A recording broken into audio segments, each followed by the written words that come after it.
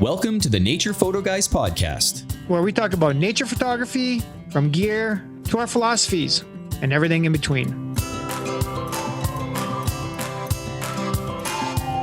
So grab a cup of coffee, sit back and relax. You're listening to Joe Desjardins and Chris Gibbs, the Nature Photo Guys.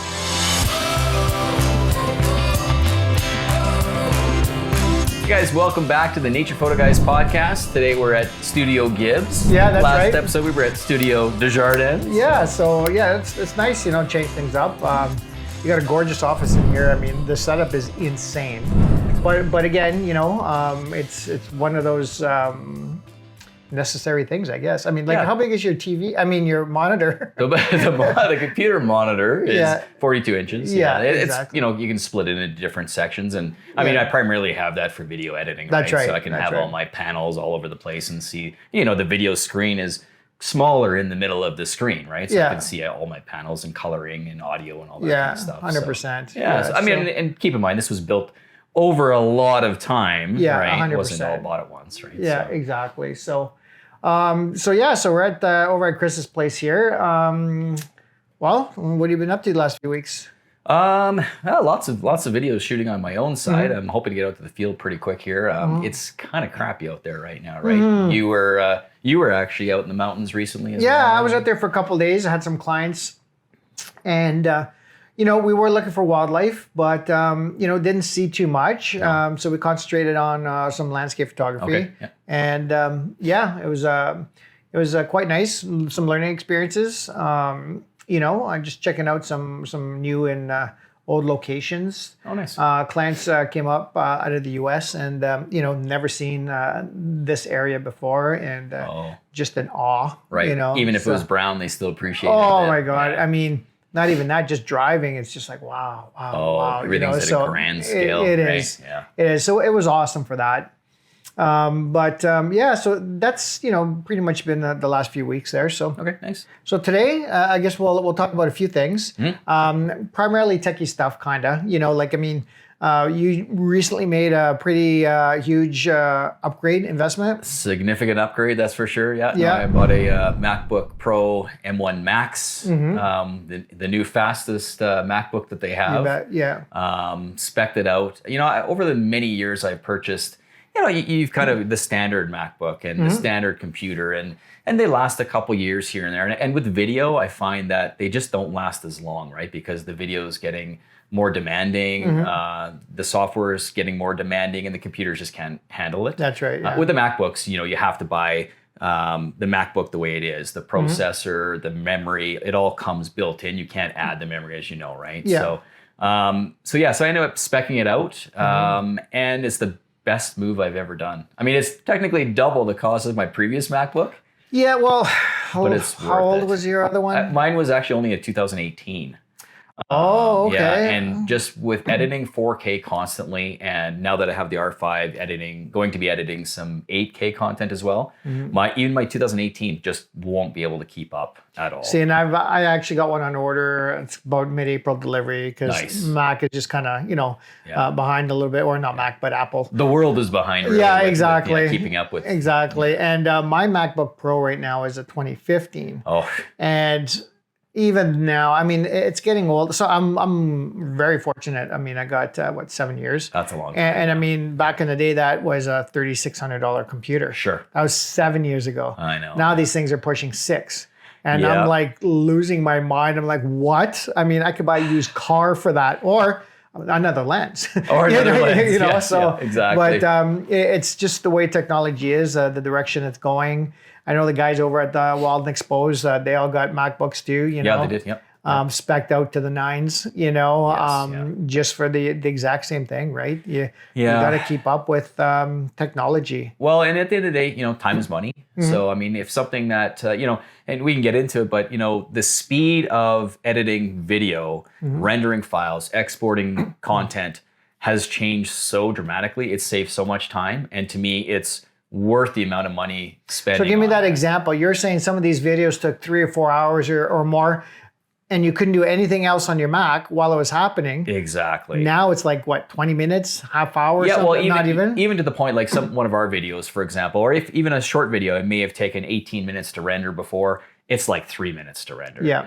It may have taken, an hour to export, like 20 minutes. Like it's right. so drastically different on the video side. And when you're editing, in Premiere, I use Adobe Premiere. So in editing Premiere, I can scrub the timeline. Things aren't glitching. Things are moving smooth. I'm not having any any issues with keeping an eye and editing my content. Before, you hit play, it's like, yeah, and that's how right. are you supposed to edit and get your audio? It's just so frustrating, and it took a long time. Yeah. And I was just pulling my hair out, what hair I have left. Yeah. And and it's just it's a huge difference. So from you going from your 2015 to this, you're gonna be amazed. Well, even right now, shooting the large file sizes that I do, right? Yes, Even going through the Lightroom catalog, it's sketchy. Yeah. Like it's like I like to go really fast, so I'll download my 1,000 images. They're into the catalog, and then I'm either flagging or deleting, right? Marking them to flag or delete. So, and it's with the auto advance. So I'm like trying to go, and sometimes it's like, okay, next picture. You know what I mean? Or sometimes it takes a few seconds to render so you can see the picture. Yeah, it's like that blurry. kind of stuff. Yeah, and now it's in focus. And I don't even do the smart previews or none of like that. I just want to get through them, right? Yeah. So obviously that's going to solve that problem. So I can get through thousands of images because I do a cull first. Like it's like I'll go probably from say 5,000 down to 2,500 and the first one right away. Right. Bad exposures, out of focus. I've got 20 of the same, whatever like that. And then I go through the second time around and then I start marking my keepers, right? Like whether you use a 1-star or a 5-star, whatever it is, like whatever it is. Scenario, and then boom, I can go in. And then after that, the ones that I'm going to edit and put out to social media, etc. Then I mark them with a 6, which is a red color, a red box. So then I can filter right down to the red box. Those are the ones I'm going to edit and get out to social. So, I mean, everybody, like you said, everybody does it a little differently, but that's kind of the way I do it. But you come back from a shoot, a weekend, a week, 2 weeks, and you got 14,000. I mean, that's a lot of time, like waiting. Yes. So, and it gets frustrating. So, you get through a couple thousand. I'm like, okay, I'm done, Oh, I know. So I'm thinking with the new MacBook, it's just going to like just zip right through them, right? It is, yeah. And don't get me wrong. I mean, there is some times that you have multiple pieces of software open, you're doing video editing and all that. 100%. So you're going to have that 100%. open. It is going to be a little slower than just doing one 100%. item, right? But, but going between in Lightroom, like you said, constantly going, it may take a quick second sometimes. Yeah. But, I've always over time, because of the clearing the cache and all that, I've always learned to every once in a while, before I'm about to do something big, I just reboot the computer. Yeah. It comes back up fresh Reset and then everything. just start. Because sometimes, it does slow down at times, just like any computer does, right? So it's just handy to get in that habit. Or even reboot it once a week. Now, the other thing too with the new MacBooks too is you're getting away from standard hard drives, USB 3, all that kind of stuff. You're going, it's a USB-C, right? Yes, USB. And they're supports. SSD drives. Yes, that's so correct, yeah. you got to keep up with the technology. I mean, there's no sense continually buying USB 3 hard drives. No. The mechanical ones with moving parts.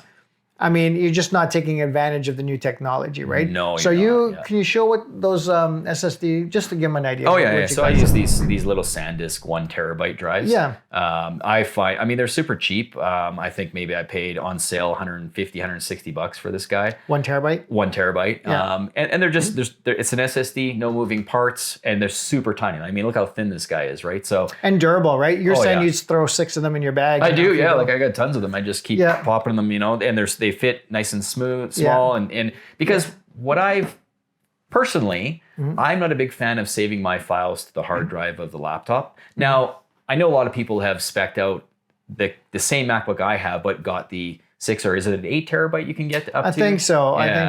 I think that's what Mark and those guys did. I think they spec'd out the hard drive. And that's great. I mean, as long as you're doing a time machine backup, backing up your computer and hard drive, no problem. That's fine. I'm not a big. I delete, work in smaller pieces, and I always want to keep just the software on my computer, my email, that kind of stuff. But any files, I never save to my hard drive. I've just had too many hard drives die over time, and to rebuild it, I just time machine back up my computer, keep it, as fast as possible, and save these files to these guys and edit directly off there, even 4K, everything. I ordered a little bit bigger hard drive. Right? Okay, yeah. I went to a 2 terabyte, and nice. I figured that could kind of be like an additional backup in the field. That's a good idea. Right now, guys, at the end of the day, I download through my Mac to 2 external hard drives, 2 small ones, right? Yep. 2 terabyte, smartphone size drives, right? Sure. They're like cloned. Yeah, exactly. And they're not SSDs, Okay. Yeah. But I do that. But I'm thinking, with this, maybe a third backup onto the major. I don't know. I like the room, and I understand with computers, the more hard drive space you have available, the faster things are going to run, right? They're saying, sure. I know back in the day, I don't know if this is still true, but they were saying keep a minimum of 10% available to run everything in the backgrounds. But I'm trying to keep 50% or I'm trying to keep a big chunk open. Constantly, I clean my Mac software, constantly purging my RAM, all this kind of stuff to make things go. And it's still to the point now where it's just not keeping out. It can't handle it, right? Yeah. So that's why the upgrade too, right? So, sure, yeah. And you have that, you have that fast computer. You might as well keep it as fast as possible. And like I said, time is money. I want to keep it running as fast as I possibly can. Well, you got to get out like for your work, like all your real estate videos and your other commercial work. Yeah. Sometimes it's important. Like you need to maybe get 2 or 3 videos out in a day. You can't just do one. Letting the thing render for 3 or 4 hours, and time is money when it comes to that, and the clients want that stuff fast, as right? As possible, yeah. And even transfer speeds, right? Like I used to come home, I used to transfer all my 128 gigs of files over, and 4 hours later, I guess I'll look at my files because it's going to take forever. And 100%. It doesn't do that anymore. Even the transfer speeds are a lot faster. Now, I'm sure if you edit on the hard drive, transfer to the hard drive and all your files on there, yes, I think the MacBook's going to be even faster for you. Well, that's what Apple said though, right? That's what Apple has said. I mean, I'm sure that's the case. I mean, I've been told that even these hard drives, files run through the processor and everything. Right. So, but to me, it's just peace of mind that I know I have, I come home, I copy my files to the hard drive, I then clone it to another drive, and then my server sees it and backs it up again, right? That's so right. I know I've got multiple copies, and I let it do that before I actually start using the content. But you haven't seen any significant lag or like working speed working from those SSDs, because that's all you do is work from the SSDs, right? I work everything from the SSDs. Now, I haven't compared it to working directly on the hard drive of the MacBook either, but it's super fast. It can keep up with everything I do. So I'm very happy with it. So, I mean, it's just like, back in the day, like, when I bought a 500 F4 and a 1DX Mark II, okay? Yeah. Great upgrade, loving it, but that's not the end of the upgrade. I had to spend over $1,000 on a tripod. Oh, yeah. And a gimbal head that would support that, because my other little flimsy tripod wouldn't do that. Right. So, boom. there's another $1,500 on top of that purchase, Yeah. And then back then, now those file sizes are a lot bigger from before. So then I think that's maybe when I got my MacBook 2015 or something, you know what I mean? Yep. And then so you had to upgrade to that. So you really got to think it through, guys. Like, Chris went up to the, upgraded to the R5. So now he's shooting 8K. Well, it's 8K. And what are the file sizes? Capabilities of 8K. I haven't really got into the 8K videos yet, but I mean, for photos, I think it's like 60 megs a photo or something like that. Well, and that's it, right? So it's great. Go out, buy the latest working technology camera. Yep. But then you got to go home and you got to realize, oh crap, now I have to spend, whether you're a PC guy or a Mac guy, $2,000 or $3,000 and up just to keep up with that. Yeah. And then you got to get new memory cards. So these memory cards now, I think you're shooting 128 CF Express cards. I am, yeah. How much were those each? You know what I mean? Oh, like $350 for one card. That's one card, right? And then you got to get an SD card. Yeah. That shoots the same speed, right? So, it's never just that one investment. Like you're constantly having to adjust. So if you're thinking, what was that R5, about $5,500? Laptop. Cards. This. Now you're at the $12,000 investment. It's a big investment to get up. But we've been lucky with our initial investments before. Yeah. It's kept up well, and it's gotten us years to the next upgrade we're going to do. Like 7 years for me. That's really good. 4 years for you. Yeah.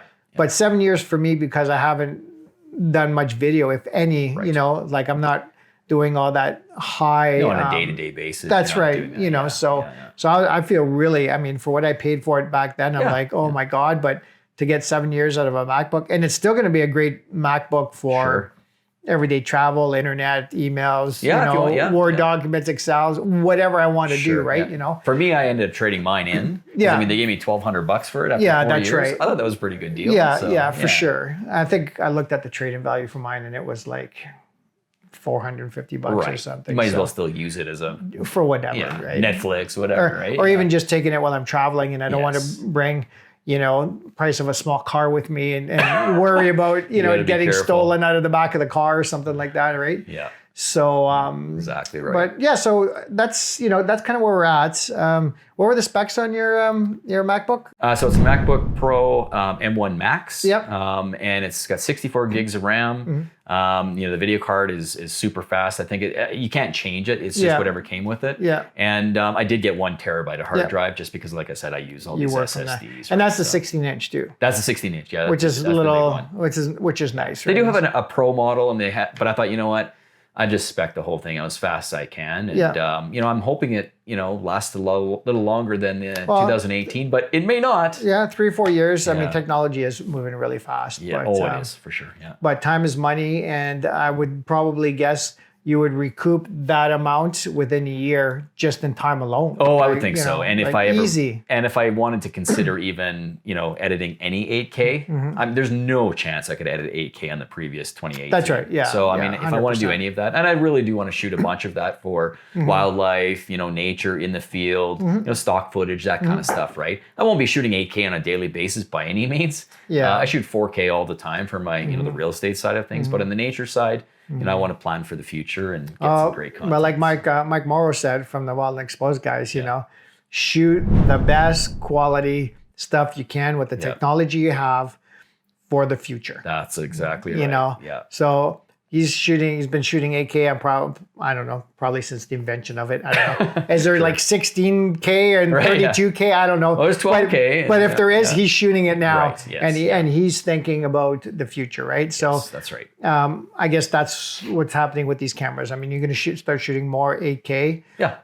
And mainly for that reason, right? Yeah, and you got to be careful. Like we talked about the 128 CF Express cards. I mean, I haven't done any tests yet, and we'll talk about that going forward once we get more testing out in the field with the 8K. But I'm pretty sure it was like 3 minutes of content in 8K on a CF Express 128 CF Express card. Whoa. Like that is crazy. Now, I don't know that 100%, but it's something like that, right? So maybe look at the 256s, maybe might want to look at that. Stuff like that. If you're planning on doing 8K, it might be definitely. I mean, I also have the external recorder, right? So I record. Yeah. So what is that you have? I have the Atomos Ninja 5 Plus. Okay. Atomos actually worked with Canon and came up with a new concept that fits the R5 for 8K. So they've really thought about that, but this is basically it's a screen monitor. And it also has SSD drive in there. So I have a 2 terabyte SSD drive in that, so I can record, just like what we're doing right now. It's recording directly to that at the moment. And it's really nice and clear and sharp. I mean, I could see all 3 of my chins from here. Perfect. So I don't know. That's what I was aiming for. So okay. So it's it's a great thing. I mean, my setup. You had given me what was it to try?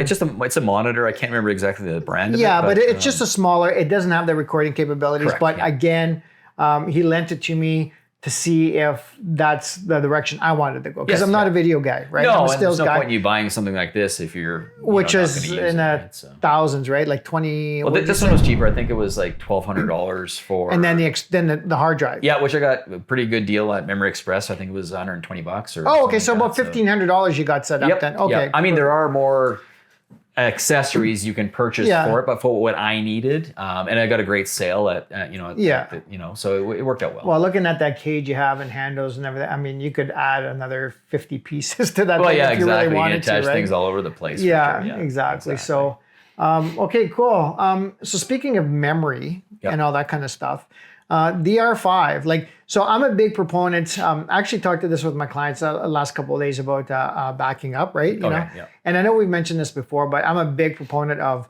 recording to the dual slots, the same content to the dual slots. So with photos, they're going to both. Right. Okay, both SD cards, exact same time. Or it's a CF Express and it's a an SD, or a CFast, like on my 1DX to an SD, or my Lumix G9 two SDs. Okay. Yeah. But I've always recorded when I could, like if the technology allowed with my cameras. Right. I mean, I think every camera now, unless it's a really introductory, off-the-shelf kind of thing, would only have one slot. Yeah. But most of the like say prosumer cameras and up all have dual slots. Yeah, now, I agree.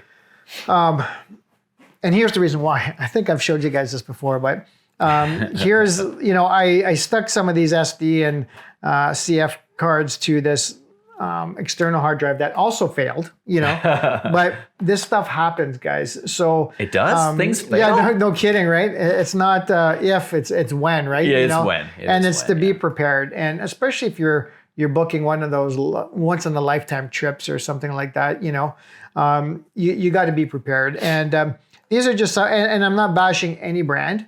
I mean, I've got Lexar, I've got SanDisk, I got Western Digital, I've got Seagates, I've got everything.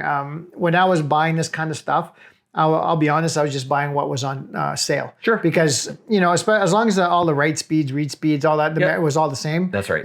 So there wasn't one that was, any worse than the other, right? Right, yeah. So it happens to them all. That's right. Yeah. And so, I asked Chris the question. Now, with the R5, does it do that?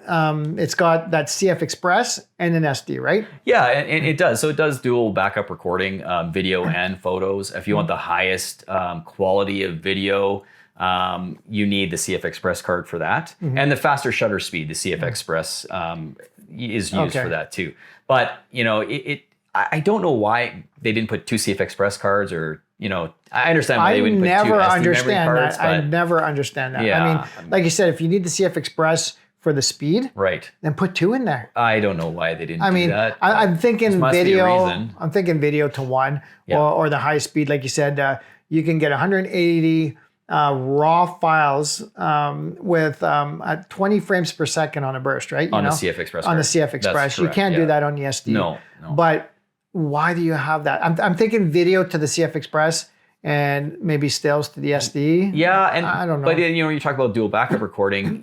Photos is one thing, but dual backup recording on the video side, if you want that high quality, you can't do it really, right? You can't. No. But if you want to just do 4K, for example, or 1080p, you can. Yeah. However, you have to have a lot of memory cards. I mean, that's why I have a ton of SD memory cards all over the place. So we got tons of these guys. Yeah. But if you didn't have all the memory cards that you did, and you wanted to record a whole bunch of video, you start going, okay, I'll record to this card, and then when it's full, it then records to the other card. But then you got that same scenario, right? That you're going to potentially corrupt one card and you lose your content, which is why I also like the Atomos Ninja 5, because I can record in the R5, and it also records in the Atomos Ninja 5 hard drive at the same time. That's right. So there's my dual backup. Now, for video. I never had it before, but yeah. now it is, yeah. That's right. So I like That's that. right. So, I mean, as much as it scares me, I'm probably going to have to do that anyways. Now, actually, you said you can record the dual cards for video, but you have to go to the minimum video settings. Is that what it of the SD card, basically, yeah. Whatever we had just looked it up, just so we didn't give you guys any misinformation. But what did it say as far as the video settings? If you wanted to record twice, you had to go to the lowest 4K? You had to go to you had to go to the capabilities of the SD card 4K. Yeah, okay. The highest capabilities of the SD card it can handle, and then it'll do that. But you can't go reverse. I don't. That's think, right. so. Yeah. Okay. So it still has that capability, but again, you don't buy the R5 to shoot in HD. No, exactly. Well, whatever it is. Like you said, record the highest capable you possibly can. Yeah. Now, if you're doing that for my real estate stuff, I don't need 8K, so I'm not going to do that. I'm not going to prepare that for the future. But that's right. Anything it's a keeper that I know down the road for sure. And I was just going to say also, yes, memory cards fail. I had an SD memory card that was starting to act up. So for example, it was copying files and it keeps erroring out. And okay, finally I got the files copied and that's great. And then I went and recorded, it took some photos again and went to copy it.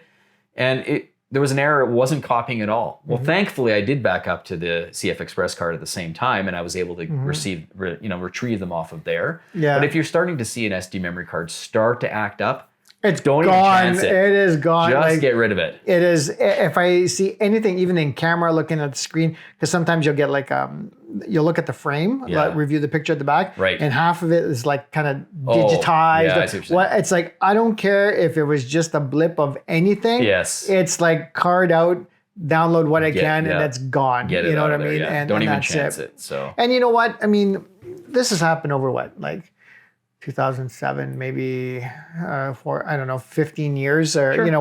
When I got my first DSLR, right? That's right. Yeah. Or my first DSLR. So I'm not like, don't be scared, guy. I mean, there's a level of concern. Be prepared, because this is over like 10, 15 years of, you know what I mean? No, but I mean, there's certain, I bought a 2 terabyte or 4 terabyte external hard drive. And like you said, it happens with that. So what happened, Chris? Well, we were continuing to talk and we didn't realize the camera stopped recording. So exactly. I had a timer going. The red square box thing tells us and everything. But anyways, hey, it happens. Yeah. So we apologize if there's any slight overlap of content. Yes. But we're going to pick up to where Chris was actually talking about a 4 terabyte drive that failed within 30 days. That's correct. Yep. No, I purchased a 4 terabyte drive. Great brand. And within 30 days, it died. It was, I guess it was a lemon. And, unfortunately, the good news is I was cloning everything, right? So and everything was backed up to my server. So I didn't lose any content. But I contacted the company and they sent me a new drive. So I thought that was nice of them. But I couldn't recover anything. It was just completely a failure, that drive. So it does happen to not only old drives, but to brand new ones as well. So just make sure you're backing up your content, right? Yeah, 100%. So with all these failures, the redundancies and that sort of stuff, they've actually said about keeping one drive off site in case of fire, flood, theft, all that kind of stuff, right? Keep 3 copies in numerous different locations. I mean, we're using the cloud now too, right? We are, yeah. That's our offsite.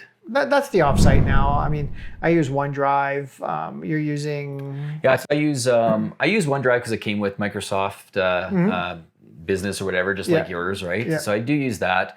I use Dropbox with my clients. I transfer files, which is very similar to OneDrive. They both kind of act the same thing. But the one thing I am using is something called sync.com. Actually a Canadian company, and they actually offer unlimited storage, believe it or not. And it's very rare to find that. In fact, I've never found it until going to Sync. And I think it's more expensive. I don't remember the exact cost right now, maybe $250 or $300 a year.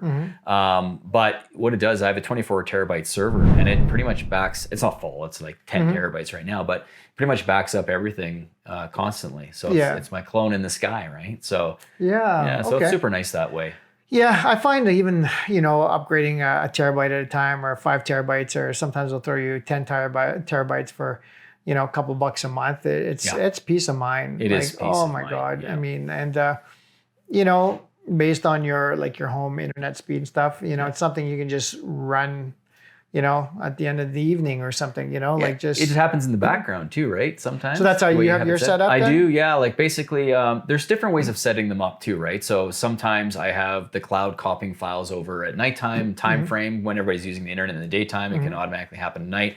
But yeah, the cloud sees any changes that I have to my server and automatically copies anything different. Just like you were talking before about cloning drives, it's the same exact thing. So it's looking for the differences and only copying the differences to the cloud. Because that was the program, the Super Duper that I've been using, right? That's right. So for that. So okay, cool. No, that's awesome. I mean, I guess the whole point of this conversation was, having to upgrade. Right. Got to keep up with the technology. Yeah. Redundancy. Recording to multiple cards if you can. That's right.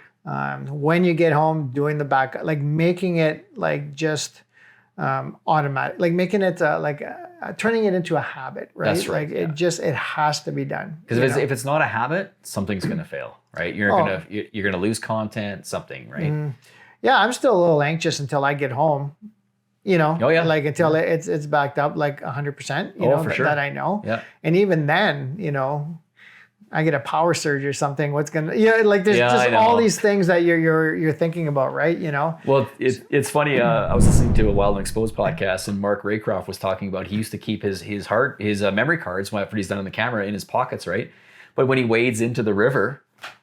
So now he's keeping them in his upper chest pocket of his jacket kind of thing, right? So that was just this past fall, right? Yes, yeah, I think it was this past fall. Yeah, that's right, because he waded out into the lake to get this amazing shot of a bull elk, and that's right. Yeah, yeah, I think it was high enough, but he got a little nervous there, so I think he's keeping them a little higher these days. Yeah, so. for sure. But still, be careful of that too, right? It's not just cloning; you could lose content, right? Yeah. Well, I've got one of those. I think it's the Pocket Pixels. Are they wallets? The Velcro ones that fold over. Yeah. And I always put it through. So it's got a tether to it with a plastic hook, like a spring-loaded hook. Right. And that always goes through my belt loop and then hook yeah. back on. So even if I pulled it out, it would just hang from there, right? Nice. Or, yeah, that's a good. Idea. Just keep that in mind too, because that one there, I'd be a little worried about this because it's black and it's very slick. It is slick, and I don't have any hook on it, but you've got the capability to put I have a little slot in there. my f-stop Talopa bag that's just nice. That just goes right in there. But the beauty part about this is it actually is waterproof because it's got the rubber and everything like that. So if it fell in the water,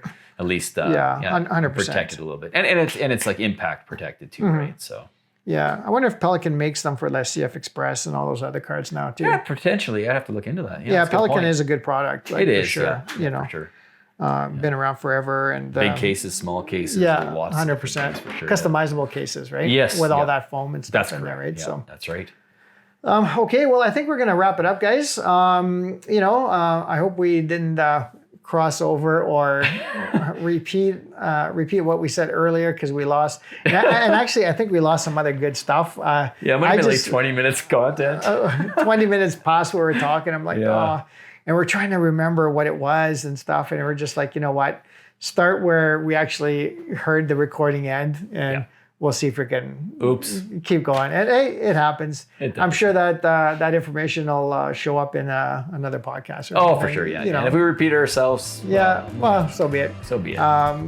That's how you learn. Yeah, we did it on purpose. That's exactly. What it was, yes. So, and if you like this episode, please like, share, and subscribe. We'd really appreciate the love and just sharing it with your other friends. They don't even need to be nature photographers, just photographers in general. Yeah, all key tips, right? Yeah, exactly. Like we'd really appreciate it. So we'll see you guys in the next video. Thanks for watching. Hey guys, welcome back to the Nature Photo Guys podcast. All right, welcome back, guys, to the Nature Photo Guys podcast. Welcome. You just interrupted me. You just interrupted me. That didn't. I sounded all like one blurb or something. Hey guys, welcome back to the Nature Photo Guys podcast. I was waiting for you to say something. Hey guys, welcome back to the Nature Photo Guys. Hey guys, welcome back to the Nature Photo Guys podcast. Okay, let's go. Okay. Well, I don't know. Get you guys. Until next time. Get you on the flip side. Yeah. Thanks for joining us on the Nature Photo Guys podcast. If you have any questions, contact us at info@thenaturePhotoGuys.ca or message us on Facebook and Instagram at the Nature Photo Guys Podcast. Visit YouTube and subscribe to our channel to watch all our latest videos. Or follow and listen to our latest podcast on Apple Podcasts, Spotify, or on our website at thenaturePhotoGuys.ca. We'll catch you next time on the Nature Photo Guys Podcast.